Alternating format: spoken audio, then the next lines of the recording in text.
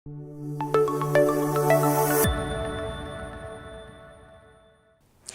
жалпы көрүүчүлөрүбүзгө салам. Бүгүн да биздин конок менен кызыктуу маек болот. Бизде конокто дүйнөлүк деңгээлдеги спикер, тренер, коуч Алена Малабашева. Саламатсызбы? Саламатсыздарбы? Жакшы келе алдыңызбы? Жакшы, рахмат. Өзүңүздөр кандайсыздар? Жакшы. Бүгүн дагы сиз менен бир кызыктуу маек куралы деп сизди студиябызга чакырып отурабыз. Келип бергениңизге ыраазычылык билдиребиз. Рахмат. Азыркы тапта үй бүлөлүк маселелер бир курч талкуу жаратып жаткан маселелердин бири да. Анан бүгүн болсо сиз менен үй бүлөдөгү тартип туурасында сүйлөшөлү деп турабыз да. Негизи эле үй бүлөдөгү тартип деген эмне? Үй бүлөдө тартип кандай болуш керек? Ушул жөнүндө айтып бериңизчи. Рахмат. Абдан жакшы суроо болду. Үй бүлөлүк тартип жөнүндө азыр аябай көп сөздөр айтып атат. Ошол биз айткан билимдерде элдер таң калып кала турган дагы окуялар бар да. Мисалы үчүн мен деле ушу үй бүлөлүк тартип жөнүндө көп маалыматтарды укканда аябай таң калгам да. Мен ушунча жашка чыгып, анан ушул жөнүндө укпаптырмын деп, ошондуктан бүгүн биз ушу темалардын үстүндө мындай кеңири биздин угуучуларыбызга, көрүүчүлөрүбүзгө жеткизгенге аракет кылалык. Өзү кыргызда мындай айтып коет да, бир жамандык болгон, жакшылык болгон учурларда ал үйдө бир баштуу үй бүлө экен деп коет да. Баштуу үй бүлө экен, аябай тартиптүү болду, тойлору тартиптүү өттү, же болбосо жамандыктар тартиптүү өттү. Мындай башында турган бирөө бар окшойт, баш көз болгон кишилери жакшы экен деп ушундай сөздөр айтылат да. Себеби баягы көп адамдар биз кыргызда жамандык жакшылыкта көп адамдар тособуз да. Анан ошондой күндөрдө мындай абдан билинет да, үй бүлөдө тартип канчалык деңгээлде экенинчи. Жосо мындай жамандыктарда, өлүм болгон жерлерде дагы алыстан келгендер бар, түнү менен конокто болгондор бар. Алардын баарын иреттүү баягы узатыш керек. Же болбосо биз жакшылык болсо деле, жамандык болсо деле тамак берилет. Анан ошон үчүн мал союлат. Ошон үчүн ушундай убактарда ошо үй бүлөдөгү баш көз болуп турган адамдар канчалык деңгээлде ошол баягы уюштурат, канчалык деңгээлде эл узатат, ошого байланыштуу болот да. Анан кээде айтып калабыз, ошо мындай баш көз болгон кишилер жок экен, бир иретсиз болду, тартиби жок болду деген сөздөр айтылат да. Эми мунун багышы өзү мындай мен ойлоп калам да, бул жакын арадан беричи көп эле билимдер азыр жаңы билимдерге таянып атат да. Жаңы түшүнүктөр, жаңы терминдер, жаңы бир жаңылыктар кирип атат да көп жерлердечи. А бирок ушул ата эне менен жосо мындай бир ушу текке байланыштуу, жосо бир мындай ата эне менен балдардын ортосуна мамиле, жосо жети ата менен ортосуна мамиле, жосо үй бүлөдөгү мамиле деген жерде бул түшүнүктөрдүн баары тең артка кеткен деп атабыз да. Себеби биз жаңы түшүнүктөрдү издебешибиз керек да бияктан. Жаңы түшүнүктөрдү издебей, биз арттагы ата энелерибиз эмне кылышкан? Чоң ата, чоң энелерибиз, жети аталарыбыз, кыргыз өзү вообще биздин урпактарыбыз кандай кылган экен? Кандай бири-бирине мамиле кылышкан экен? Кандай тартип болгон экен? Баталат деген эмне экен? Аял күйөөнүн ортосунда мамиле деген кандай экен? Бир тууган деген ортосунда кандай мамиледе болуптур? Ошолордун баардыгын тең биз артка кетип атабыз да азыр. Ошо артка биздин өзүбүздүн эле баягы үрп адаттарыбызды, када салттарыбызды унутуп коюптурбуз да. Көп эле бир топ алыстап кетиптирбиз да. Ошону эле кайра ордуна келтирип атабыз. Ошондуктан кээде баягы менин угуучуларым, көрүүчүлөрүм мындай комментарий жазгандар болуп калат да. Бул каяктан чыкты? Мындай деле түшүнүк жок эле го. Бул мындай билимдер кайдан келип атат деген суроолор болуп калат да. А мен ошолорго жооп бергим келет да. Бул биз башка жактан алган жерибиз жок. Биз ошол артты көздөй кетели, өзүбүздүн ата бабаларыбыздын эле баскан жолдорун кайра ошо биздин өзүбүздүн урпактарга беришибиз керек да. Баягы төкпөй чачпай кандай болушун беришибиз керек болуп атат. Аны эми ушул үй бүлөлүк мамиле, же болбосо үй бүлөлүк тартип деген боюнча бул аябай чоң маселе экен да. Өтө чоң маселе. Мисалы үчүн үй бүлөдө мен бир мисал айтып кетейинчи, баса бир аябай сонун мисал мага өтө жагат да ошол. Мен кайсерде болсом ошол мисалды айтып берейин. Биздин жакын кудаларыбыз бар да. Алардын мындай эки бир тууган экен да. Биздин кудаларыбыз эки бир тууган экен. Экөөнүн тең 10 баласы бар экен. Экөө тең эки үй салышыптыр. Бирок ортосуна каша салышпаптыр да. Баягы үйдү жаппаптыр. Анан бир коронун ичинде 20 бала чоңоюптур. Анан 20 бала үйлөндү, жайланды, турмушка чыкты. Алар 40 болду. Алардын да бала чакалары бар. бирок ошол күнгө чейин алар үйүнүн ортосунда Бир жерде жашашат, мындай бөлгөн нерсе жок экен да. Анан ал агасы эниси болуп атпайбы? Анан айылда болсо баягы кимдин баласысың десе алар фамилиясын айтып коет экен да. Сайма. Үй интернети менен телевидение. Секундасына 100 мегабитке чейинки ылдамдык. 200дөн ашуун телеканал. Старт жана О кино кинотеатрлары. ТВ приставка акысыз. 55% арзандатуу менен. Бул кыял эмес, чындык. Сайма менен жашооңду ыңгайлуу жана жайлуу кыл. Сайма күйгөз толугу менен кошул. Мунун баласын деп айтпайт экен. Себеби таарынып калат дейт экен да. Бир эле адамдын үй бүлөсүндө эле ушундай элдердин баары билет экен да ошо жөнүндө. Анан ошол жакта бир чоң элери бир 90го чыгып каза болгондо биз барып калдык. Баягы кудалар катарындачы. Анан мен ошол үйдүн тартибине аябай таң калдым да. Эми ал жерде 20 бала болсо, анан келиндери, күйөө балдар менен 40 болсо, анан бала чакасы менен 50-60 киши, тозуп аткан эле киши 50-60 киши болот да. Анан ал куда сөөктөрдүн бүт баары келгенде элестетиңиз эмне деген адамдар болот, бирок ошонун бүт баарын тең мындай бир 5 адам тозгондой эле тозушту да. Мен ошол үй бүлөгө аябай таң калдым, аябай баа бердим, мындай аябай суктандым да кыскасы. Анан мына тартип деген ушундай болот да. А кээ бир жерде карасаңыз бир аз эле бир адамдар, бир 100 эле адамды иретке келтире албай, ошону эле бир жакшы узата алышпай, ушундай бир тартип жок болот ал жердечи. Анан эми үй бүлөлүк тартип деген атадан башталат да. Ошондуктан биз азыр көп жерде бүгүнкү күндө мындай эркектердин аброюн кичине түшүрүп койгондойбуз да. Менин бул жеке оюм, мен өзүмдүн оюм менен бөлүшкүм келип атат азыр сиздер менен. Эркектердин аброюн, бир баасын, баркын түшүрүп койгондойбуз. Себеби аялдар көбүрөөк акча таап кетишти. Аялдар тыңып кетишти, эркеги жок эле акча таап кетишти. Анан аялдар өзү эле эркектин ордунда болуп калды. Атасы жок эле балдарды чоңойтуп атышат, аябай кымбат кийим алып берип атат, кымбат машина, кымбат окуу жайларда окутуп атат. Ошондуктан кичине эркектердин баасы ылдайлап кеткен сыяктуу көрүнөт да мага.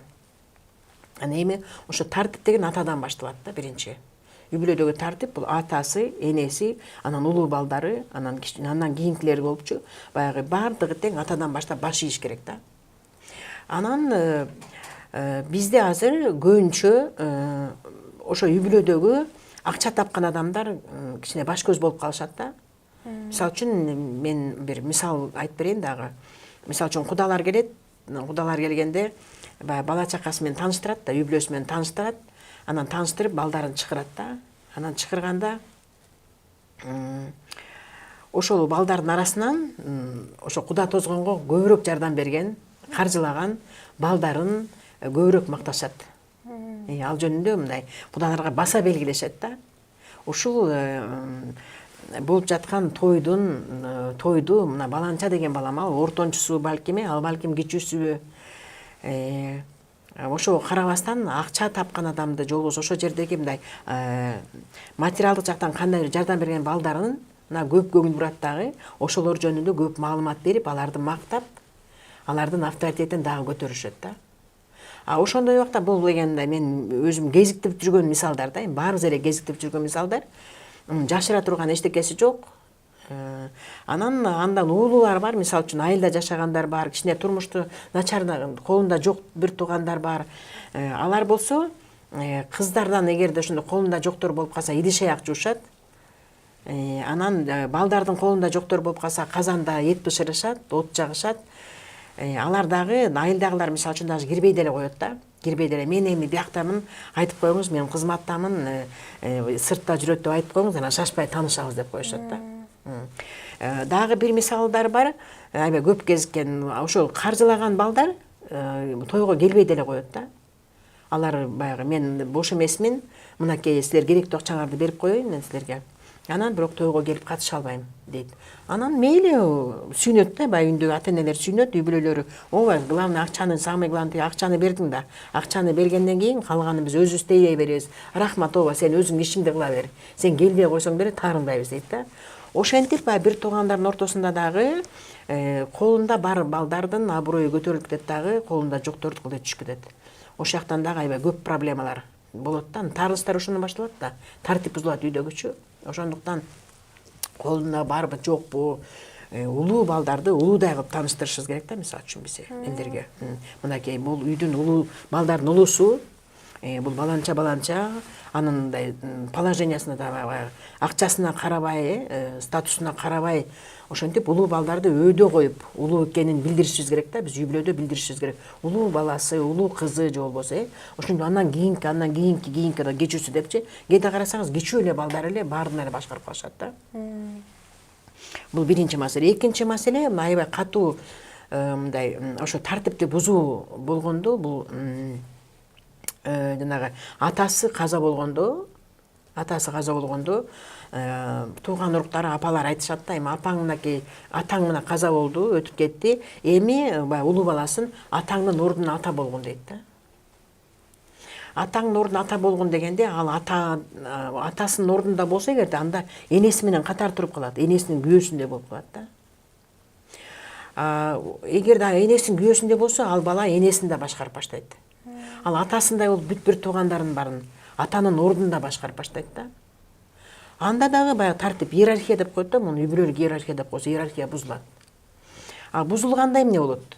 Дагы биздин көрүүчүлөрүбүз кызыгып калышы мүмкүн азыр, бузулганда эмне болот депчи, ошо иерархия же тартип бузулганда эмне болот деп. Бул деген тартип деген бир мындай ырыскы келе турган бир канал экен да, чоң шаркыратма экен. Мен ушуну элестетем да. Бир ырыска агып келе турган бир чоң шаркыратма экен. Ошондо эгерде биз үй бүлөнүн бардыгы тең орду менен тура турган болсо, анда жана шаркыратма ага берет экен. Ырыскы ага берет экен да, ырыскы. Себеби ынтымак болгон жерде ырыскы болот да. Эгерде үй бүлөлүк иерархияны бузбасак, ынтымак болуп турат да. Эгер бузсак эле, анда ынтымак бузулат да. Себеби баягы өзүнүн ордунда эмес, башканын бирөөнүн ордунда туруп калат да. Мисалы үчүн, агасы бар эле атасынын ордуна туруп калса, агалардын, энелердин бүт баары башкарып баштаганда, ал үйдө уже бири-бирин түшүнбөстүк башталат, уруштулаш башталат, тиги таарынуулар башталат. Анда жанагы шаркыратма токтоп калат, акпай калат. Блок деп коебуз да. Блок болуп калат. Ошо блок деген ошо да. Анан атасынын ордунда болгондо, ал ошо үйдүн бүт баарын башкарып баштаганда, ал бир тууганын ордунда эмес болуп калат. Атасы болуп калат да. Статус башка өзгөрөт. Ошо баланын орду жылды дагы атасынын ордуна барып туруп калды да. Анда баланын орду бош болуп калат. Ошондо тиги бала өзүнүн тагдыры менен жашай албайт. Ал атасынын тагдыры менен жашап калат. Уже башка бирөөнүн тагдырын алат ал. Ошондуктан бул өтө мындай адамдын жашоосун такыр эле өзгөртө турган бул катаалчылык да. Бул деген тартип бузулгандык да. Анан апасын дагы ушул эле сүрөттө менен азыр ошо апасына кылабыз. Апасы каза болгондо да ошентет да, улуу кыздарын ошону сен апаңдын ордуна апа болгон дегенде атасынын аялындай болуп калат, биринчиден.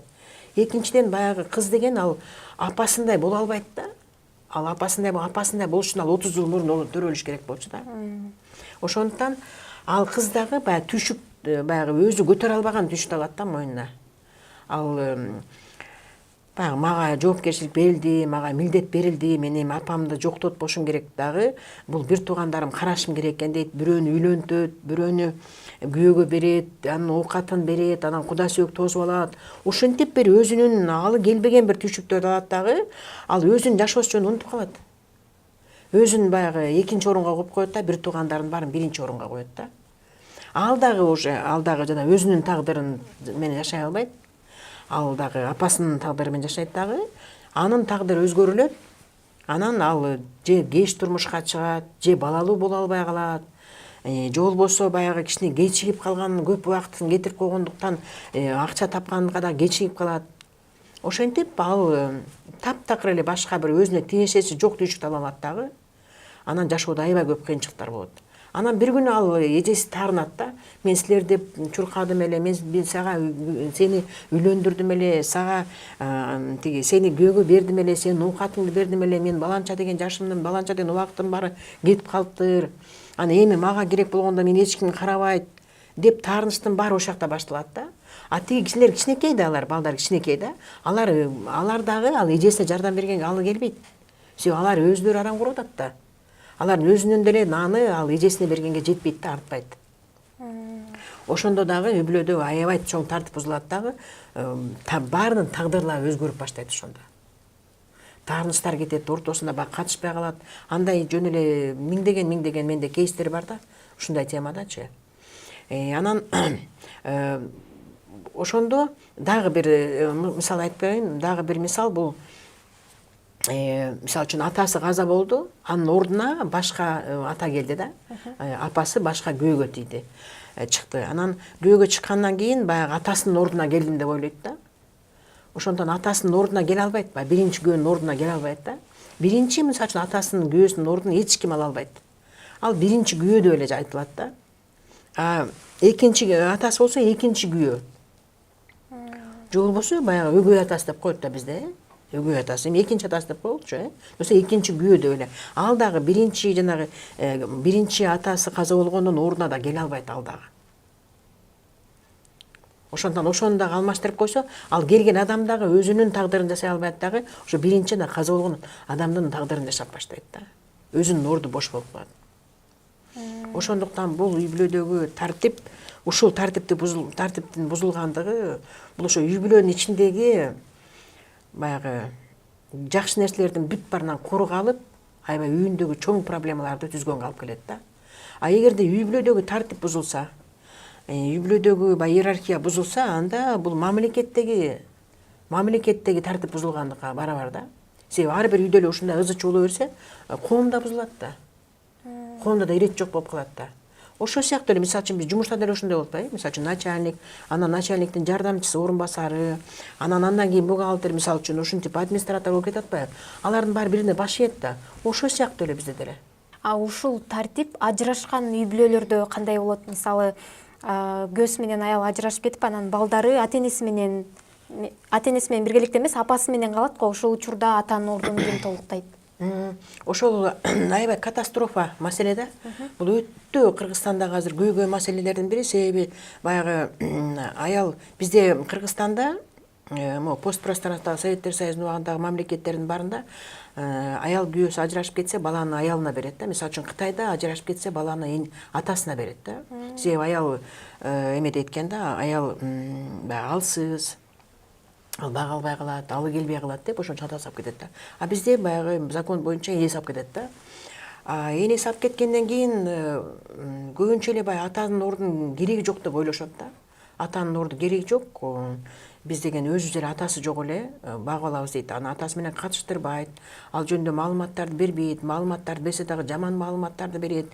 Ошо атасы жактагы туугандары жөнүндө, ошон үчүн анан катышпай калышпайбы. Ошондо атанын аброюн такыр түшүрөт, өзүнүн тукумдарынын аброюн түшүрөт. Ал деген өзүнүн теги болот атпайбы? Ата деген оң жак болот атпайбы? Ал ошо апасы өзүнүн эле өз колу менен эле баласынын оң жагын блоктоп, же болбосо баласынын оң жагын мындай акча келе турган именно духовная часть деп коет да. Акча жакшы бир оомат келе турган жактарын өзүнүн эле колдору менен кыркып коюшат да. Ошондуктан өзү эми түшүнүп, азыр эми бул жөнүндө көп билимдер болуп атат да. Аны түшүнүп, мындай ошо атанын баланын ордунда, баланын жашоосунда атанын орду канчалык деңгээлдеги маанилүү экенин түшүнгөн аялдар, апалар анда уже балдарын атасы менен катыштырышат, тууган уруктары менен катыштырышат, атанын орду канчалык бийик экендигин, атаны эч ким алмаштырбай тургандыгын, ажырашкан күнү дагы анын каны, жаны, анын гени ошол жакта тукумдарында экенин туура түшүндүрүп айтпаса, анда баланын келечегине өзүлөрү эле балта чаап, ошол бир жакшы жашоодон келе турган нерсени бүт баарын эле өзүлөрү блок койгонго барабар да. Ошондон мейли кандай ажырашабы, ажырашпайбы, ал баары бир ал мындай келип тек келди да, ошо агып келди да. Аны эч ким, сиз канчалык бөлүп койсоңуз деле, канчалык айтпай койсоңуз деле, ал өзү бир күнү убакыт келет. Ал все равно бир биле турган күн келет, бирөөдөн уга турган күн келип калат. Анан бала дагы түшүнөт ал жөнүндө. Анан өзүнүн ата тегин издеп барат баары бир. Анан ал баягында көрүп атабыз, көп эле биздин өзүбүздүн практикада көрүп атабыз. Эгер бала кийин таба турган болгондон кийин аны эмне үчүн анда биз кичинекейинен эле ошо атасы менен катыштырып, ошол жактагы өзүнүн баягы ар бир тектин, ар бир үй бүлөнүн өзүнүн тартиптери бар да. Өзүнүн салт саналары бар, өзүнүн баягы закондору бар. Ошону ошол үй бүлөдөн эркек балдарды, мисалы үчүн, ошол өзүнүн тегинен алдырганга үйрөтүш керек да. Мисалы үчүн бизде мындай үй бүлөдө мисалы үчүн бизде улууларды сыйлайт, аталарды сыйлайт, улуу агаларын сыйлайт, жоксо кыздарды сыйлайт деген сыяктуучу. Бизде мындай урпактарга Куран окутуп турат. Бизде муну салтананы кармайбыз. Бизде ата-энелерибизге мисалы үчүн канча жыл кайса юбилейлерин өткөрөбүз.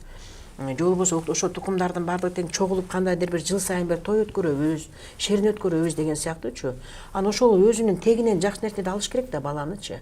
Ошо балдарды наоборот ошо тектер менен көбүрөөк катыштырып, ата жагы менен байланыштырып, атасы менен болгон мамилелерди оңдоп, өзүнүн баягы келечектеги жашоосуна жол ачып беришибиз керек да. Анан бул аябай чоң маселе. Анан сиз берген көп маектериңизде ошо текке аябай көп көңүл бурасыз да. Үй бүлө курууда же ошо тек канчалык деңгээлде маанилүү анан сөз бар го. 7 атаңды тааны дегенче ошо эмне үчүн 7 атага чейин да? Эмне үчүн 8 ата же 6 ата эмес, эмне үчүн 7 ата? Бул дагы аябай терең суроо. Биз ушул темадан өтө алыстап кетиптирбиз. Азыр биз 7 ата жөнүндө мен ушул теманын үстүндө иштегениме 5 жылдан ашык болуп калды.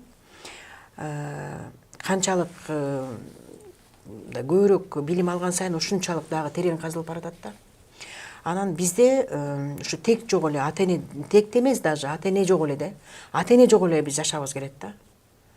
Азыр биз айтабыз ата, апа, силер деген артта калдыңар. Силер аны түшүнбөйсүңөр, билбейсиңер.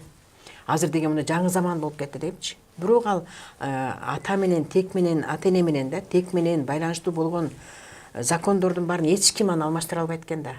Биз канчанчы дагы бир 100 жылга алдыга кетсек деле, ошол закон ошол боюнча эле кармалып турат экен. Ал бул Алланын эле закону экен да, Куранда жазылган закондор экен. Анан ошондуктан бул жана 7 ата менен байланыштуу атпайбызбы?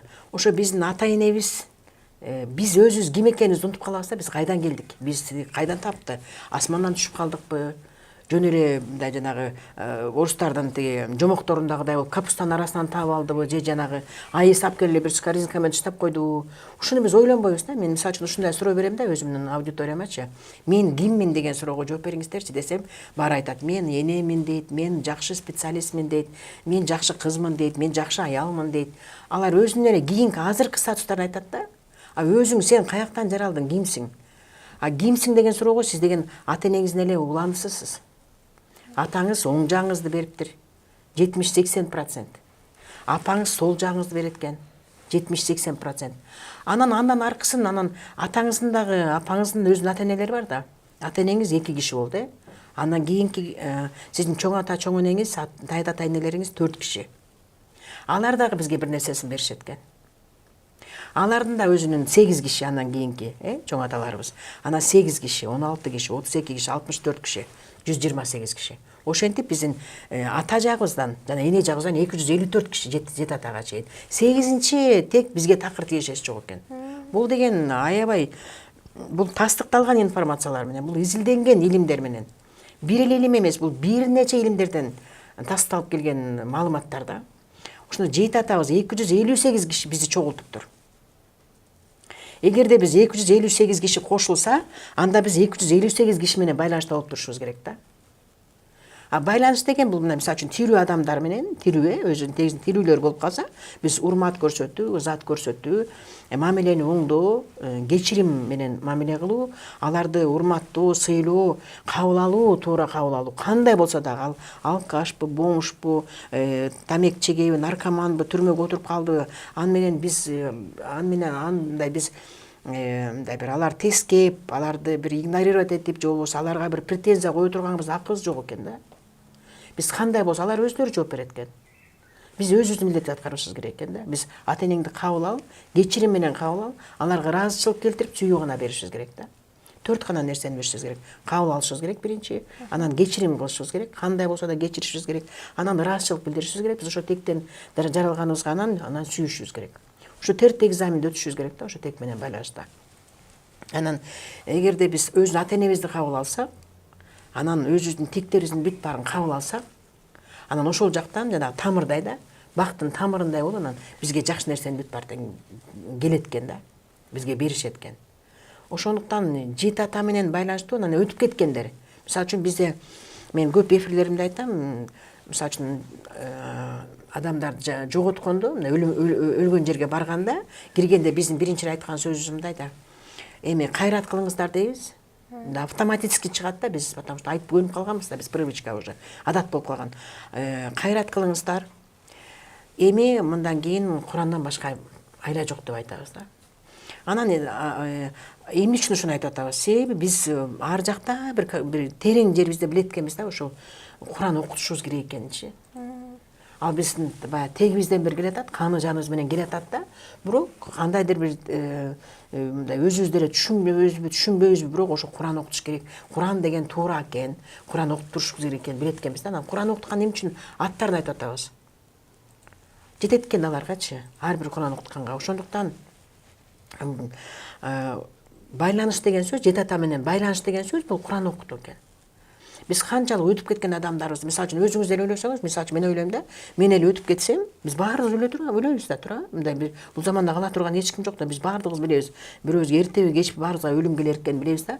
Анан өлүм келгенден кийин мен эле ойлойм да, мына мен эле мисалы үчүн унутуп калышса балдарым, неберелерим унутуп калса, эскербесе эч ким, мен жөнүндө эч ким айтпаса, конечно, капа болосуң да. Ошол сыяктуу эле биз дагы өзүбүздүн өтүп кеткен тектерибизди, урпактарыбыз жөнүндө жакшы маалыматтарды алып чогултуп айтып турушубуз керек экен да. Ошон жана санжыра деген ошо кыргызда эң эле мындай баалуу ошо да. Кыргыздын санжырасы өтө күчтүү да. Ошон үчүн баягы илгери жөн эле жөө жалаңдап канчалык жолорго ушундай санжыра берген адамдарды барып чогултуп анан жазышчу экен да. Сурашчу экен да, баягы менин атам жөнүндө билесизби маалымат? Менин тектерим жөнүндө билесизби? Менин чоң ата чоң энем жөнүндө эмне билесиз? Деп ушуну чогултушчу экен да. Азыр эми бизде ал оңой да. Бирок бизде баягы урпактары жок, бизде карыган адамдар азыр азайып кетти да, аябайчы. Ошондон кичине кыйыныраак болуп калды азыр. Ошондуктан биздин тек менен байланышыбыз бул деген бул Куран окутуп туруу, биздин эң эле биздин өз жет атабыз менен байланыш жана аларды сыйлап, биз аларды урматтоо бул Куран окутуу менен гана билинет экен да. Ошол менен гана билдире алат экенбиз. Ошондо алар жөнүндө эскерип, жакшы жактарын айтып турушубуз керек экен да. Анан ошондо бизге 254 кишиден биз чогулуп атпайбызбы? Анда сиз эгерде 254 киши сизди чогултса, сиз түп-түз байланыш кылып турушуңуз керек экен да алар мененчи. Сиз тынбай күнү түнү алар менен байланышып Куран окуп турушуңуз керек экен да. Сый урматыңызды көрсөтүп турушуңуз керек экен да. Ошондо сиз жана аларга күч берет экенбиз да, баягы тамыр, бактын тамырындай да. Тамырыбыз, биз канчалык тамырыбыз, биз аларды эскерген сайын алар тереңдейт экен. Алар эскерген сайын алар туурасынан кетет экен. Тамыр бекем болуп баштайт экен. Алар күч алат экен. А тамырыбыз күчтүү болсо, анан бизге дагы күч келет да. Тамырыбыз кичинекей болсо эмне, жыгылып калабыз да. Бир шамал болсо эле бүттү, жыгылып калабыз. Бир кар жааса эле жыгылып сынып калабыз.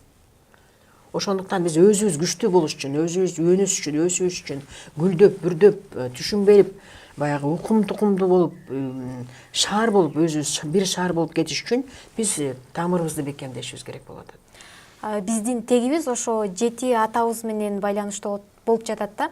Анан кийин айтып коебуз го, бала кенди апа жактан алат депчи. Анан тай жагын билүү дагы, тай энеси, тайталарын билүү дагы канчалык деңгээлде маанилүү баласы үчүн? Ушул маселе боюнча менден акыркы күндөрдө аябай көп сурап атышат да. Себеби бир ушундай маалыматтар тараган жер бар экен да. Тай жагыңар сиздерге такы тиешеси жок дегенчи.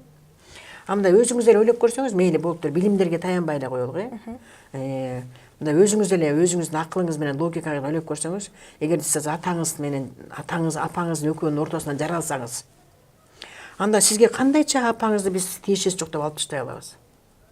Анда апаңыз жок, атаңыз төрө алган болуп атат да.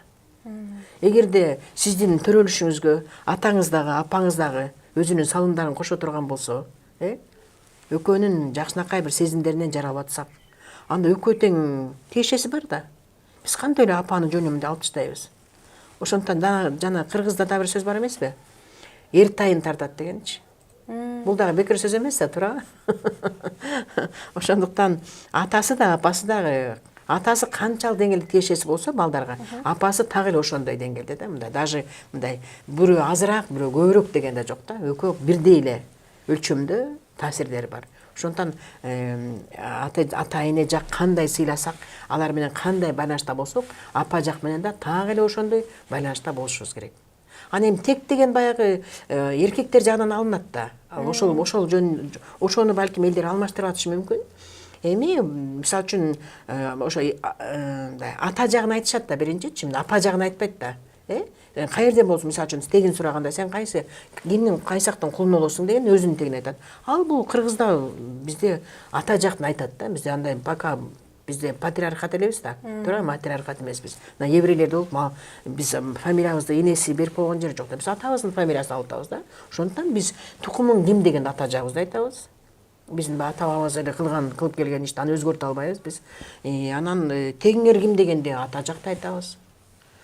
Кыз болсо башка текке кетет да. Туура, башка күйөөсүнүн тегине. Ал анын балдары күйөөсүнүн тегин айтат. Бирок жанагы күйөөгө чыккан кыздардын ал өзүнүн тегин тиги эл барган жагына ала кетет.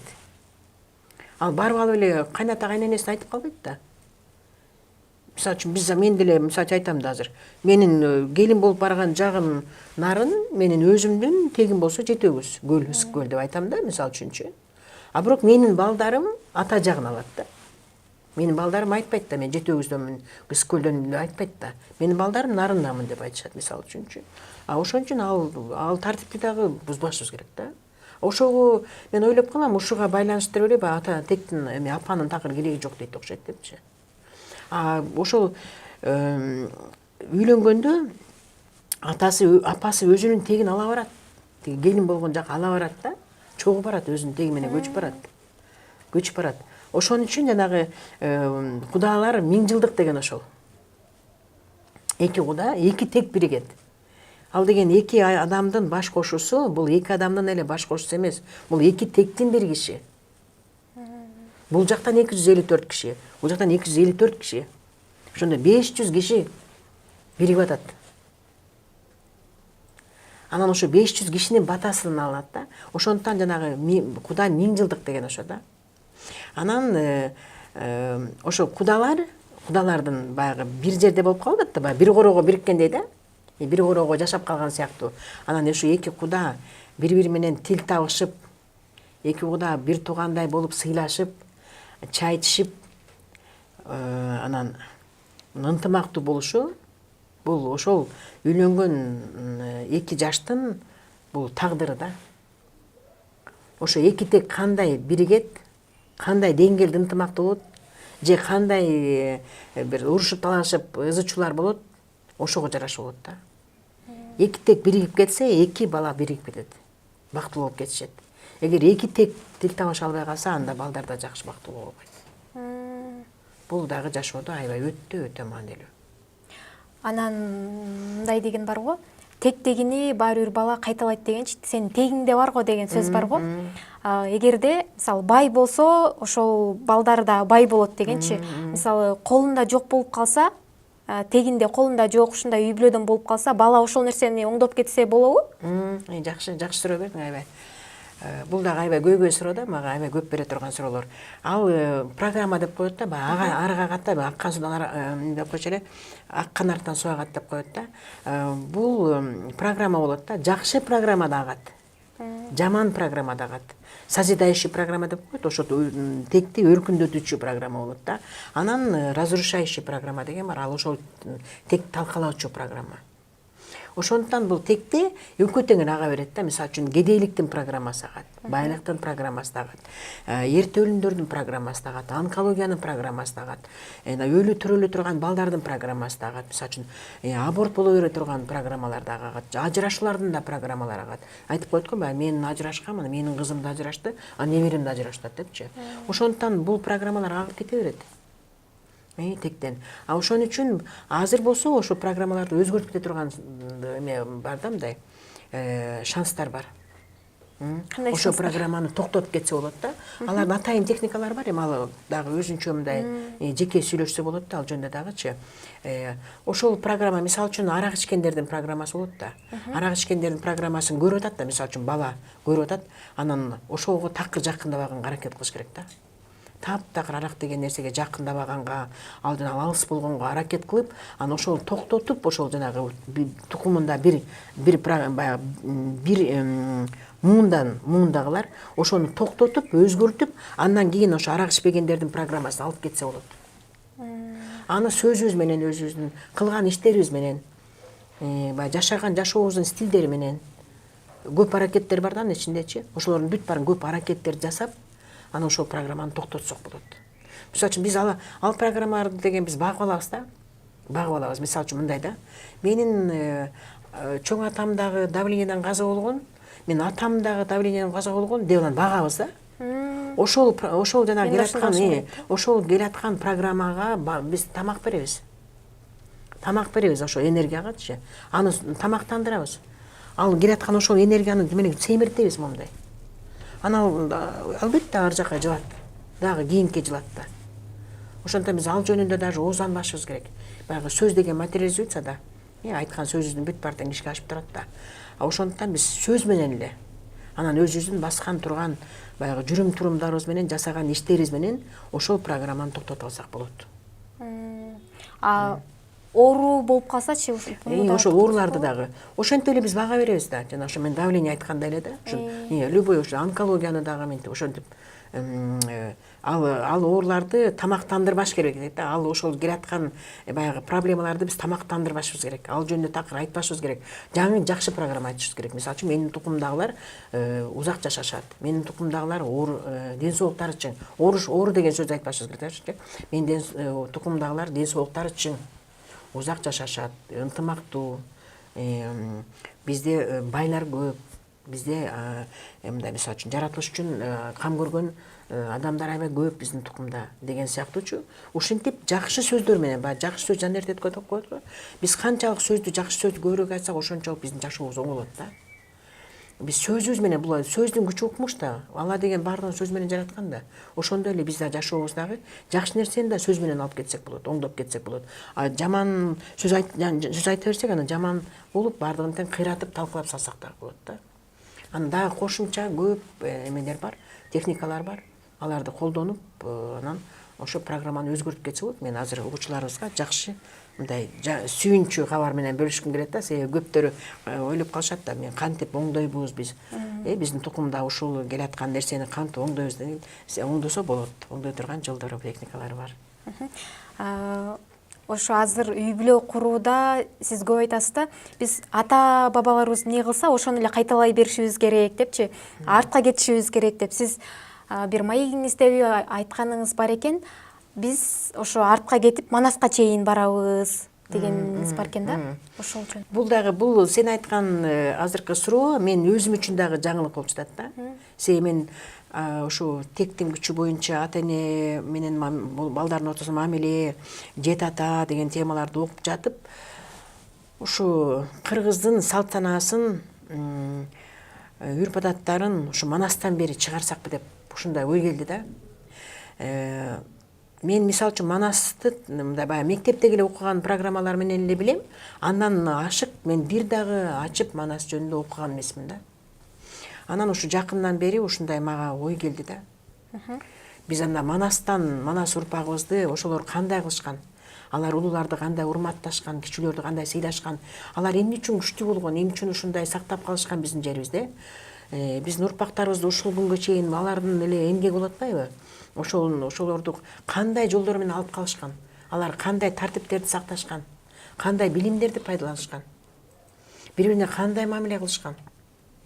Ошолорду аябай көтөрүп чыгышыбыз керек экен да. Ошондуктан жана Манас жөнүндөгү билимдерди мектептин программасына бекер бербептир деген ушундай ойлор кетти да мага.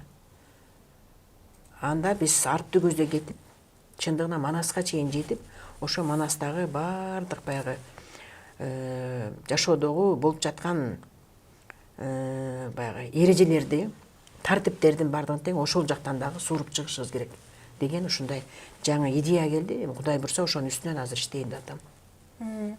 Мен бул алдыда койгон максаттарымдын бири да. Жакшы экен. Биз азыр үй бүлөдөгү тартип туурасында сүйлөшүп атпайбызбы? Анан дагы бир айтканыңыз бар экен. Азыр ата энелерди балдары багууга милдеттүү эмес депчи. Ата эне өзүнүн ордунда, баласы өзүнүн ордунда туруш керек деп. Ушул жөнүндө да түшүндүрмө берип өтсөңүз. Азыр биздин көрөрмандарыбыз да суроо талап жаралып калышы мүмкүн. Эмне үчүн биздин балабыз багыш керек да бизди депчи. Бул аябай ушу теманы айтылганда аябай мындай экрандын ар жагында, эфирдин артында аябай мындай бир талкуу жүрөт болуш керек деп ойлойм да дайымачы. Пока мен айткан баягы айтып до конца түшүндүргөнчөктү, так аягына чейин түшүндүргөнчөктү ар жакта бир топ талкуу жүрөт болуш керек деп ойлойм да дайыма. Себеби мындай болуп атпайбы? Биз азыр эмнегедир эле балдардан акча сураганды үйрөнүп алдык да.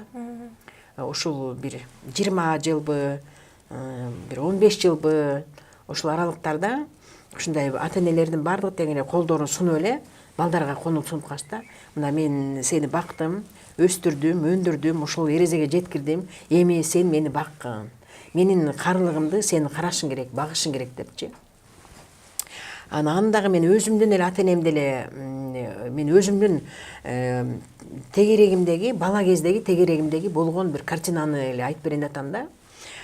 Мисалы үчүн менин атам 90го чыгып каза болгон да. Апам 83кө чыгып каза болгон. Ошондой жашында дагы алар өзлөрүнүн үй жайы, баягы огородтору, мал мүлкү өзлөрүнө жетиштүү болгон да. Ошо 90 жашка чыкса деле өзүнүн чарбасын өзлөрү алып барышкан. Мындай сырттан жардам сурашкан эмес да. Балаларын бергиле бизге, биз наныбыз жок калды, майыбыз жок калды, чайыбыз жок калды деп сурашкан эмес да. Мен эле экен дейин десем, мен эле ата энем экен дейин десем, биздин тегерегибиздеги ошол тууган биздин уруубуз да. Ошол уруубуздагылардын бардыгы аталарыбыздын баары ушинтип жашашыптыр да. Мен анализ кылдым да. Биз мисалы үчүн менин ата энелерим кандай жашашкан. Менин ошо тегерегимдеги акелерибиз, аталарыбыз, чоң ата, чоң энелерибиз, тууган уруктарыбыз кантип жашашкан.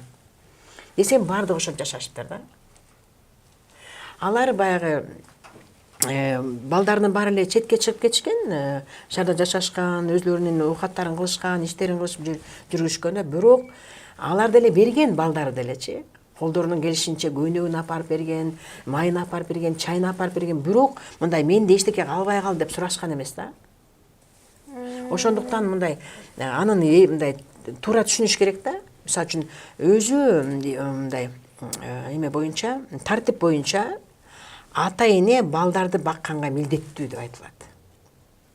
Ата эне балдарды өмүрүнүн акырына чейин балдарды бакканга милдеттүү да. Бала милдеттүү эмес. Бала милдеттүү эмес. Бала милдеттүү болуш үчүн ал анда чогуу төрөлүш керек да. Бала ата деген андан 50 жыл мурун төрөлдү, же 30 жыл мурун төрөлдү, 40 жыл мурун төрөлдү. Атасы билген нерсени баласы билбейт. Аны билиш үчүн дагы 40 жыл жашаш керек. Ошо жолду басып өтүш үчүнчү. Ошондон атасы баары күчтүү. Энеси күчтүү. Атасы чоң, энеси чоң. Балдары ата энеси акылдуу алардан. Алардын опыттары көп. Жашоодон аябай көп нерсени көрүштү. Баласы аны көрө элек. Ошондон баласы билбейт ата энесинин маселесин чечип, жоксо ата энеси үчүн кам көргөндү билбейт, алардын акылы жетпейт. Баласы канча жаш болсо деле атасынан баары баласы болуп турат, кичинекей болуп турат да. Баласы эмнеге милдеттүү эми? Эми биздин көрөрмандар аябай сурашы мүмкүн ошо. Болуптур эми атасы милдеттүү экен ата энеси. Баласы эмнеге милдеттүү деши мүмкүн да. Баласы ыраазычылык билдиргенге милдеттүү. Рахмат айтканга милдеттүү. Дайыма белек берип турганга милдеттүү. Мен ыраазымын сиздерге. Мени жараттырсыздар ушундай жакшынакай кылып, кара көз, кара каш кылып. Мага мени чоңойтурсуңар. Мага билим бериптирсиңер, тарбия бериптирсиңер, мени үйлөндүрүптүрсүңөр, жайландырыптырсыңар. Өзүңөр милдеттериңерди баарын аткарыптырсыңар. Эми мен силерге ыраазычылык билдирип турамын деп бере берсин. Миллион берсин, үй алып берсин, джиптерди алып берсин. Мына алып берип жок, балдарды, ата энелерди бакпай, карап кетпей, өзүнчө эле кетип калсын деген сөз эмес да бул. Балдарды мына милдеттүү кылбашыбыз керек. Сен берген азыр. Мен азыр мына жетпей атат, тойма бер, бул кредитиме бер. Азыр ушундай болуп атпайбы? Мисалы үчүн мен тарыныштар боюнча иштейм да. Ошол 90% балдар ошого тарынат да. Атам азыр акча сурап атат, апам акча сурап атат, кредитти мен жаап атам, тойго акча сурап атат, анан тиги жоготуп койду, анан мынтип койду, банкрот болду, анан мен өзүм эчтекем жок калды деп эле тарынып анан ата энелеринечи. ушундай маселе менен келишет да.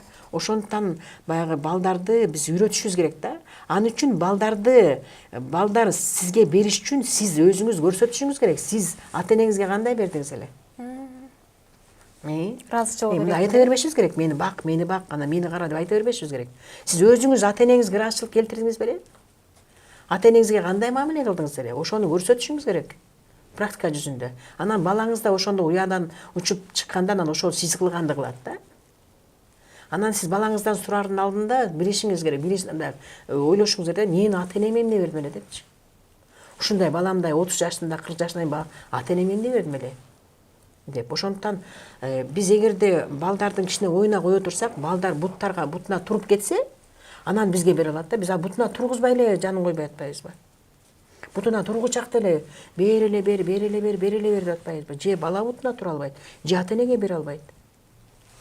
Ана стресс, депрессияга түшүп калат, ооруп калат ошондон аябай азыр. Особенно мигранттарыбыз. Ошондуктан ата эне мындай балдарды бир жакшы бир колдоо көрсөтүп туруп турса, бутуна турганга колдоо көрсөтсө, ал сиздин чындыгында жанагы карлыгыңызда, сиздин карлыгыңызды өзүңүз ошо түзгөн болосуз да. Анан балаңыз да бутуна туруп кетсе, берет да, кандай бала болсо эле берет. Мен мынтип ойлойм да, ушу бир да бала ата энеме бербейм деп ойлобойт болуш керек деп ойлойм да. Мисалы эркек балдардын баарынын эле бир ойлорунда бар да жүрөктөрүнө. Атама бир машина белек кылсам, апама бир шуба белек кылсам, бир бриллиант белек кылсам. А кыздар андан бешбетер, Кыздар андан бешбетер. Кыздар андан 2 эсе бергиси келет да. Ошондуктан балдардын кичине бутуна туруп кетишине ата эне жардам бериш керек. Колдоо көрсөтүп туруш керек.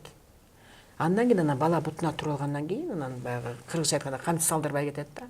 Анан берет. Дүйнөсүнүн баарын өзү чогулта алмак беле. Сөз берет. Дүйнөсү ашып ташлаганда берет да. Ошондуктан биз баягы ата эне мындай берүүчү колдордон болгонго аракет кылсак, ошентип сураныччу да. Мен мисалы үчүн ата энем мен аябай сиңип калыптыр да кулагыма ошо сөзчү. Мен ата энем ошентип тиленишчү. Айланайын балдардын көзүн каратпа дешчү да. Балдардын көзүн каратпа. Балдарга оорлугубуз салдырба. Бирөөгө мындай бир оорлугубуз тийбесин биздин.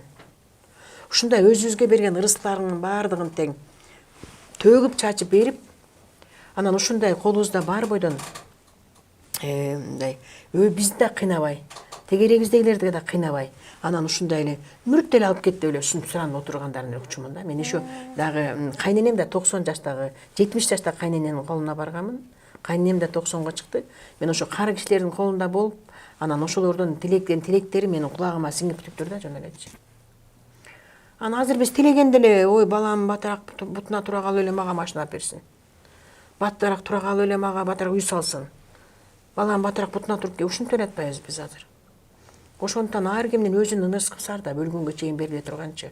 Ошо ырыскыбызды төгүп чачып эле бере берип Алладан суранышыбыз керек да. Эч кимге зыян тийгизбей, балабызга да, кызыбызга дагы оорлугубуз тийгизбей, өз ырыскыбыз менен төгүлүп чачылып, ошо жашыбыздын акырына чейин балдарга берип турганга не жетсин, Берип турганга не жетсин. Берүүчү кол болуш керек да.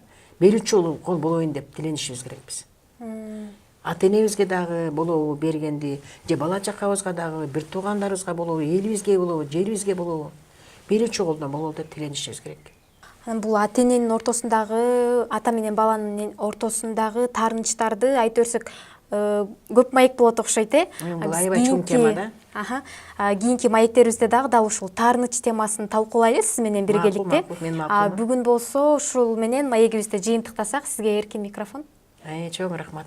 Бардыгыңыздарга, угармандардын баарына ушул биздин азыркы берген билимдерибиз, өзүбүздүн ойлорубуз, биздин маегибиз абдан жакты го деп ойлойм. Кандай темаларда уккуңуздар келсе, дагы биздин комментарийлер жазып коюңуздар, өзүңүздөрдүн оюңуздарды. Сиздердин оюңуздар дагы биз үчүн өтө маанилүү. Күтөбүз, саламатта болуңуздар. Кийинки маектерден жолугушканча.